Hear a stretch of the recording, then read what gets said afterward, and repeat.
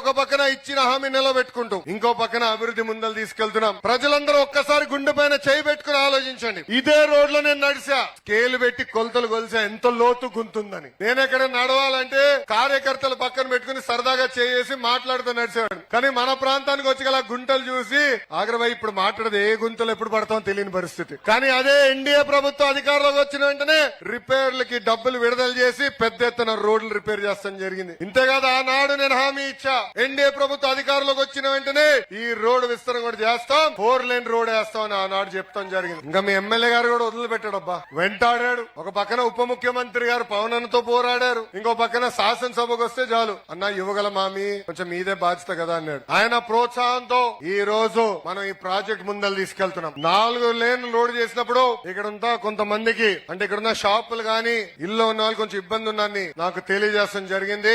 ఇక్కడ గౌరవ కలెక్టర్ గారు ఉన్నారు, ఇంకా కొల్లు రవీంద్ర గారు ఇన్ఛార్జ్ మంత్రి గారు ఉన్నారు. వాళ్ళందరికి చెప్పాను, బాధ్యులతో ఒకసారి కూర్చుని ఆమోదమైన పరిష్కారం ఎత్తుకోమని వాళ్ళు కోరటం జరిగింది. త్వరలో మీతో మీటింగ్ పెడతారు, ఆమోదమైన పరిష్కారం వచ్చిన తర్వాతనే పని ప్రారంభిస్తాం. కానీ మిమ్మల్ని అందరూ కోరుతున్నా, సహకరించండి. అభివృద్ధి కార్యక్రమాలు మళ్ళీ రావు, వచ్చినప్పుడు పుచ్చుకోవాలి. ఎందుకంటే మన ప్రాంతం అద్భుతంగా అభివృద్ధి చెందబోతుంది. ఎవ్వరు ఊహించిన విధంగా భారతదేశంలోని అతి పెద్ద స్టీల్ ప్లాంట్ మన ప్రాంతానికి వస్తుంది.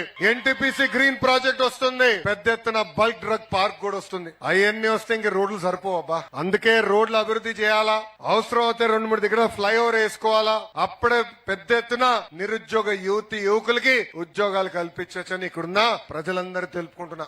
ఆనాడు అడిగాం, మీకు 2 ఓట్లు ఉన్నాయి, మన నియోజకవర్గంలో మీకున్న 2 ఓట్లు, ఒకటి గ్లాస్ కి ఇంకోటి కమలం గేమని ఆనాడు కోరాం. ఈ రోజు ఎంపీగా రమేష్ అన్ని మీరు గెలిపించారు. నేను ప్రధానమంత్రి గారిని రాజమండ్రి మీటింగ్ లో కలిసా, మనం ప్రతిపక్షంలో ఉన్నప్పుడు. ఆనాడు ప్రధానమంత్రి గారు అడిగారు, మీరు ఎన్ని ఎంపీ సీట్లు గెలుస్తారనుకుంటున్నారు? ప్రధానమంత్రి గారికి చెప్పా, సార్ 22 గెలుస్తామని. అంత వస్తాయా అన్నారు. ప్రజల్లో కసి ఉంది సార్, చేసి చూపిస్తామని చెప్పా. ప్రమాణ స్వీకారం అప్పుడు ప్రధానమంత్రి గారి దగ్గరికి వెళ్ళి నన్ను క్షమించండి సార్ అన్నా. ఎందుకు రా అన్నాడు. 22 గెలిపిస్తా ఉన్నాను సార్, 21 వచ్చింది సార్ అన్నా. ఒకటి తక్కువ పడింది సార్ మాకని గట్టిగా వెనకాల తట్టి ముందలకెళ్ళు రాష్ట్రాన్ని మనం కలిసికట్టుగా అభివృద్ధి చేద్దామని హామీ ఇచ్చారు ప్రధానమంత్రి నరేంద్ర మోడీ గారు. ఈ రోజు రాష్ట్రం ముందలకెళ్తుందంటే కేంద్ర ప్రభుత్వం సహకారం ఉంది. గత ప్రభుత్వం మొత్తం అప్పులు చేసి పంపించారు, జీతాలు ఇచ్చడానికి ఇబ్బంది పడే పరిస్థితి, సంక్షేమ కార్యక్రమాలు చేయడానికి ఇబ్బంది పడే పరిస్థితి. కానీ కేంద్రంలో ఉన్న నరేంద్ర మోడీ గారి సహకారంతో ఈ రోజు మన రాష్ట్రం ముందలకెళ్తుంది. దక్షిణ భారతదేశంలోనే ఎక్కడ లేని విధంగా